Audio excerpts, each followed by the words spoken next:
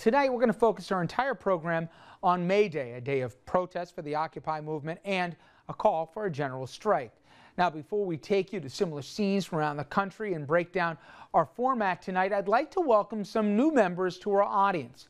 In addition to the viewers in our region, we want to welcome new friends seeing us for the first time, seeing that we're being broadcast coast to coast tonight. And for that, special thanks go out to our partners at Free Speech TV and Link TV. Well, today we bring you to the center of the action as it unfolds from New York to LA and cities in between. Thousands and thousands of people in cities both large and small crowding the streets calling for a general strike. Now, since the Occupy movement began, critics, they've complained that it's unfocused and lacking a clear, cohesive goal. But that's in part because Occupy spotlights so many problems and seeks so many solutions. Issues that speak to the 99%. Issues like income disparity, a shrinking middle class, the assault on unions, student debt, unemployment, Wall Street bailouts, an absence of regulation, issues with immigration, and a general feeling that the system just isn't working for middle-class Americans.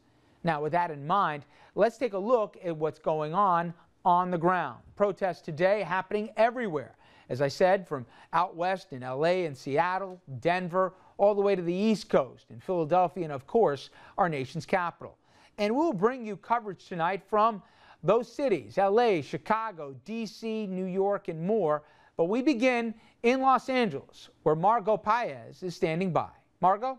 We are here in Los Angeles with the Occupy Fights foreclosures. This is part of the four wins that are moving in today with the Occupy movement on May 1st. There's East, South, Northwest. This is part of the West win. They're here at Bank of America, and this is where they really see is the crux of the issue for the movement in terms of corporations, corporate money, corporate greed. Bank of America has been complicit in illegal foreclosures. Millions of people have lost their homes, and they see that this is where they need to be. They've actually successfully had the bank shut the doors, lock the doors, so that nobody can get in. And for the occupiers here, they feel that that is a success enough for them, because if the banks are scared of them getting into the bank itself, then they feel like they've got their message sent to corporate Bank of America. And that is what is going on here. So back to you, Rich. Thank you, Margot. Now let's head out to Chicago, where Aaron Krager has the latest. Aaron? Hi, Rich. Aaron Krager here from Chicago, where today's been quite the busy day for Occupy Chicago and quite a multitude of local unions, where 1,200 people at least gathered to march downtown Chicago for a message of having an opportunity for all people to have a dignified life, whether it's union workers or whether it's immigrants here fighting for amnesty, and just wanting the 1% to pay their fair share of taxes and the 99% trying to mobilize broader support here. Thank you, Aaron. Let's go now to our nation's capital, where Emily Crockett is standing by with the latest from there. Emily?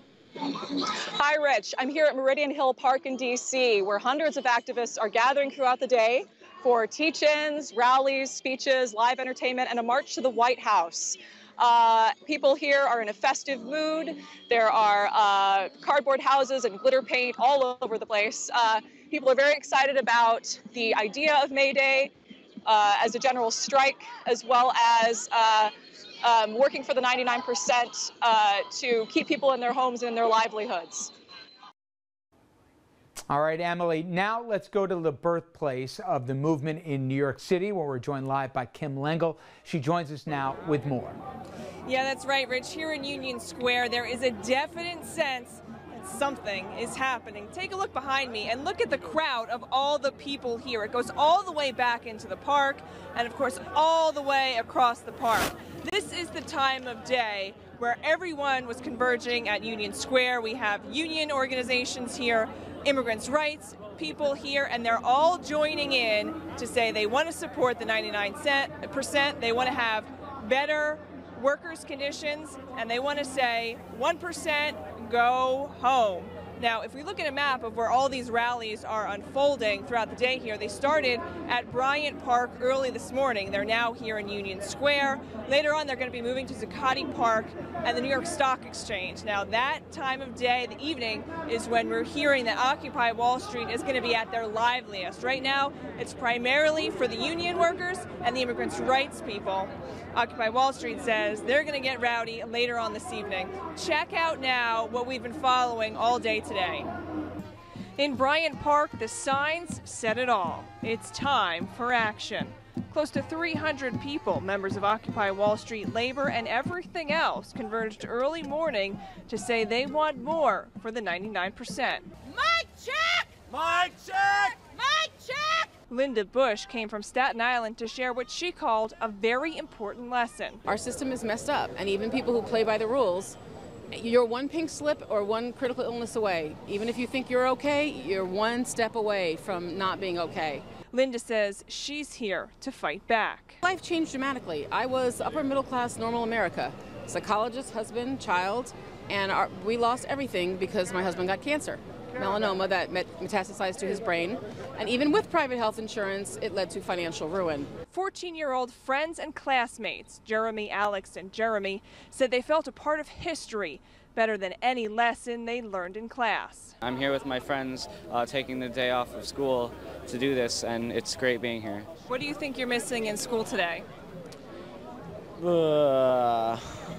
Nothing more important than this, definitely. There are a lot of things wrong with the country, and I support most of the stuff that Occupy Wall Street is trying to do. I think it's really important, and it's worth missing school for. About 12,000 union workers are expected to take part in today's general strike.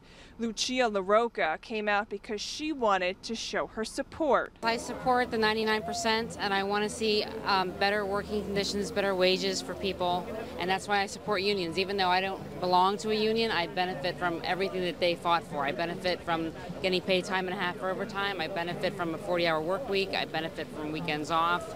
I benefit from sick days. They fought for all of that, and I think that they shouldn't be bashed the way they are. David Martinez works as the shop steward for Sotheby's Teamsters. Right now, he wishes his union could do more to get him back to work, but he's glad he has the support of Occupy Wall Street. We've been locked out of our jobs for 10 months. Today is the 10-month anniversary. They locked us out on August 1st. It's not been good. It's not been easy. It's been a difficult struggle, but it's been helpful having Occupy Wall Street people be involved and turn out to the picket line, and help put pressure on Sotheby's to do the right thing and put us back to work. We have families who are losing their houses because of their mortgage. We don't have health care right now, so it's not been an easy fight. Occupied Wall Street Journal editor Michael Levitin says today is very important for the movement, a chance to broaden the appeal and become more mainstream. We are not the hippie anarchists only that you see crowding on sidewalks, but we have actual values and principles and messages to spread. Now, everybody we spoke to say they completely participated in the spirit of what May Day was supposed to be. They say they didn't go to work, they didn't go to school, and they didn't put any money into the economy, meaning they didn't do any shopping. They say they don't want any more to go to the 1%. We are live from Union Square. Rich, back to you in the studio. All right, thank you very much, Kim. And let's head now to Denver, Colorado, where our friends at Free Speech TV, they've been following rallies across the country all day long. Jared Mayer, he joins us now with much more. Jared, I appreciate the time. Thank you. Definitely. Well, as we've seen here, it may have begun in New York, the movement here, but it's gone coast to coast. Tell me perspectives from what you've seen, because I know you've been following the rallies on the ground, like I said, from the east to the west. Yeah, absolutely. We've been doing live coverage all day here on Free Speech TV with partnership with the Media Consortium. It's a group of various progressive and independent media outlets. And we've partnered up with people because part of the difficulty of covering an event like May Day and Occupy Wall Street is that it is so diffused between different cities. What you would expect is some of the larger cities like LA, San Francisco, Oakland, and Chicago are the ones where we're seeing a lot of the larger marches and a lot of the larger activities going on. We haven't really seen any of the large-scale shutdowns of infrastructure that some speculated might happen. We haven't seen any of that yet. The San Francisco ferry in San Francisco, the reports that has actually been closed down because the workers are participating in the general strike. But, for every large-scale activity that's happening in major cities, there are some other medium-sized and small cities where it's just gatherings of a couple hundred people and very peaceful and orderly. If there's any commonality between some of the disparate groups, you mentioned labor, immigrant rights advocates are out there, obviously youth who don't find a workplace that they had hoped maybe when they went off to college. What do you think, if anything, is going to tie these folks together in a common message? The main core issues that initially brought everyone together was the banner of income inequality and the financial meltdown and the outrage over what we saw with the big Wall Street banks and people that were perceived as the elite of the nation getting a break, and just income inequality in general.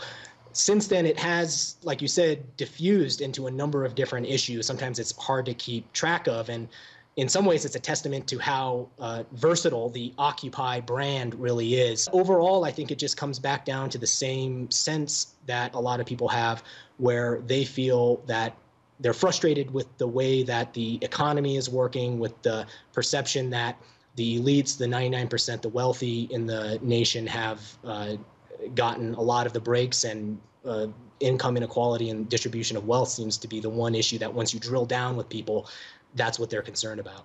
All right, Jared Mayer again with Free Speech TV.